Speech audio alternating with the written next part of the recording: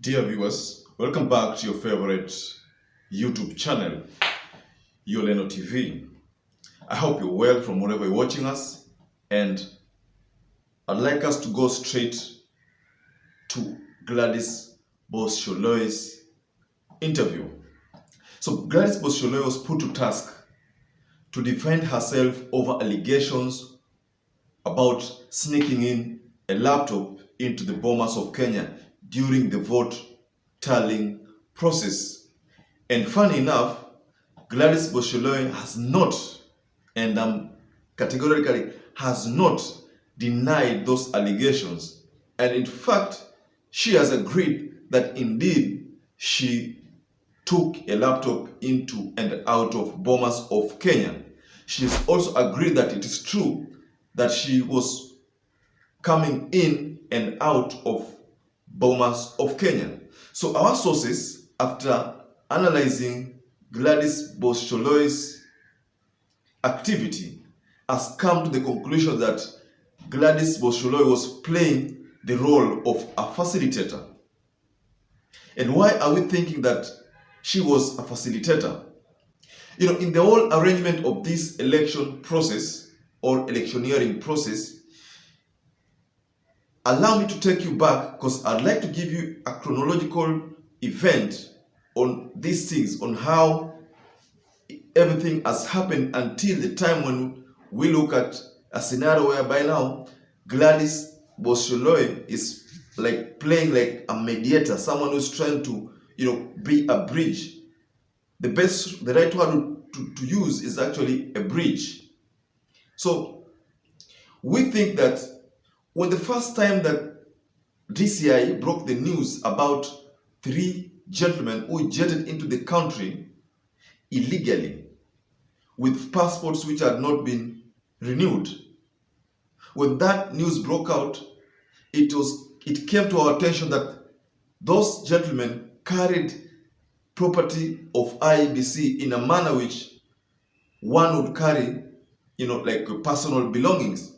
So the country expected that such materials of a sensitive nature like IEBC material was to be carried in a manner that would not lead anybody to suspect anything.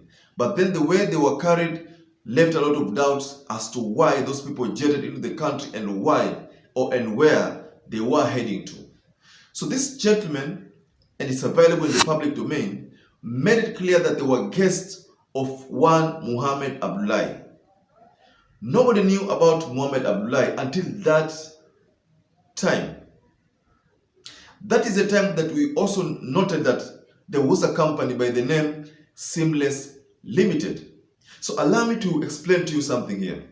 Normally, some of these international companies, like I myself, there's a time I wanted to partner with a company in India, an ICT firm, so that I could become their agent, the local agent, so that every time there is a client on board, on the ground, I play the role of a support staff. I do the training, they provide the program, but I do the training and support.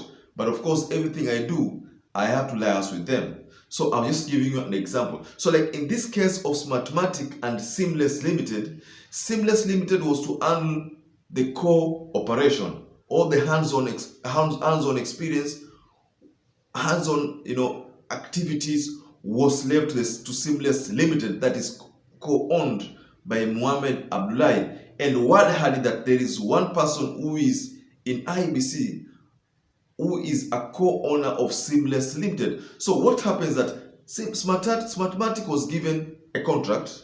Smartmatic decided to work with a local agent. So in other words, Smartmatic decided to subcontract this project to Seamless Limited.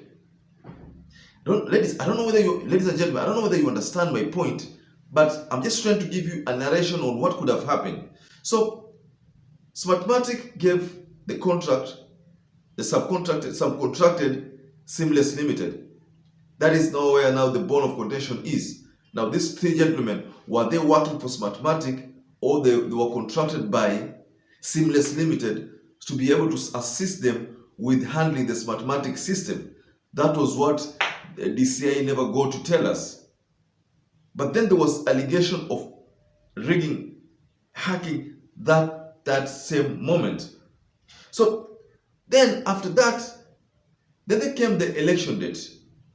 Chebukati decides to suspend elections. Okay, that's explained. But then there comes a point where Dennis Itumbi plays the role of Chebukati at the Hustlers Intelligence Bureau office. So that was their tallying center. So Dennis Itumbi posts figures, and these figures appear to be from someone who knows the figures correctly. And then it appears that Dennis Itumbi decides to pull out to remove the tweet that had the results which he posted. Now Dennis Itumbi resorted to posting percentages. And then there is that night on where now GLADYS BOSS SHOLLEI makes a lot of frequent visits in and out of Bomas of Kenya. Why was Boss Sholei doing that? I explained this. I think this is what was happening. There was no way those white people, those hackers would get into Bomas of Kenya. So those people needed someone to coordinate this. There were forms which are being prepared physically. There were forms which were uploaded online. The edited forms were uploaded online. But then there was a need to provide these forms, the physical forms, into the IEBC National Tallying Center. That is the Bomas of Kenya. So I think GLADYS BOSS SHOLLEI played the role of a facilitator by making sure that these agents always got the forms that they wanted. So, and in comparison, so the laptop was supposed to be used to probably print outside or to be used to view the digital information in soft copy, the results, so that they could make comparison. So maybe they avoided to use phones, they would communicate by using their laptops. So I think the reason why laptop came into play was to facilitate a communication, and GLADYS BOSS SHOLLEI was always the person who did that. So I think William Samoei Ruto calculated his moves perfectly well and knew that the right person to do this corny activity was GLADYS BOSS SHOLLEI. You saw the affidavit that was been filed by Gidongo, John Gidongo, and by the way, John Gidongo is one of the most respected whistleblowers in the Republic of Kenya. I hear some people call him a con, a fraudster, but many people do not know that this is one of those people who helped the country by exposing the Anglo-leasing scandal during Kibaki's tenure. So the likes of the small people in the society who do not understand the history of John Gidongo are calling Gidongo as a con. But they're forgetting that this is the person who helped the country when he decided to expose Anglo-leasing and then went into exile. So the details were relinquished to the people, and we knew about this. And then there was a commission which was formed to look into Anglo-leasing saga. So it is not proper for the likes of Miguna to call John Gidongo a con or a fraudster. So ladies and gentlemen, perhaps if you're watching our channel for the first time and you haven't subscribed, please take a moment and subscribe. So GLADYS BOSS SHOLLEI was put to task to defend herself, and like I said, she shockingly agreed to all those allegations and defended herself that there was need to carry the laptop. What's funny is the fact that GLADYS BOSS SHOLLEI decided to put on black gloves. That was symbolizing that GLADYS BOSS SHOLLEI did not want to leave fingerprints on any gadget, on any paper that she touches. So that was a calculated move. And perhaps that's the reason why we think that whatever GLADYS BOSS SHOLLEI was doing was not in line with the laws of Kenya.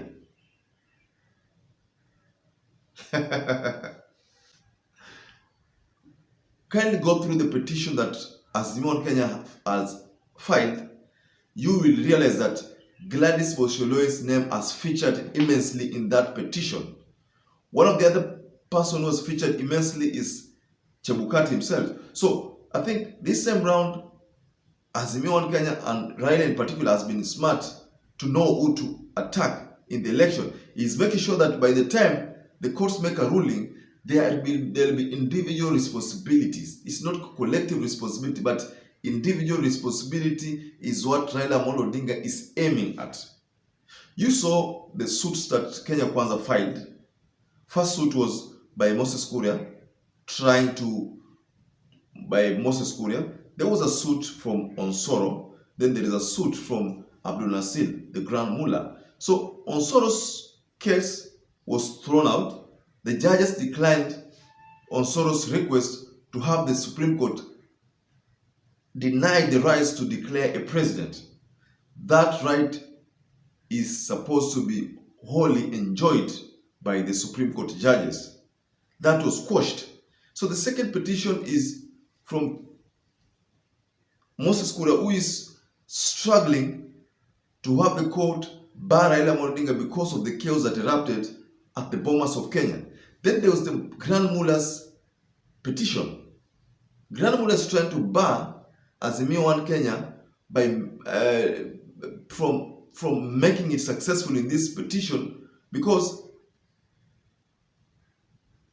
Abdul Nasir wants the court to make a determination or a ruling that any parliamentarian cannot represent Raila Amolo Odinga in this Supreme Court case process. Ladies and gentlemen, allow me to wind up there, but I'd like to encourage you, any first-time viewer or any regular viewers or subscribe, please, to support our channel by subscribing. Once again, I'd like to say thank you so much for always supporting us, for all those people who've been viewing our channel, all those people who've been subscribing, who subscribe to our channel. I'm so grateful, I'm so happy, I'm so humble. Once again, I'd like to say take care and stay blessed until we meet again.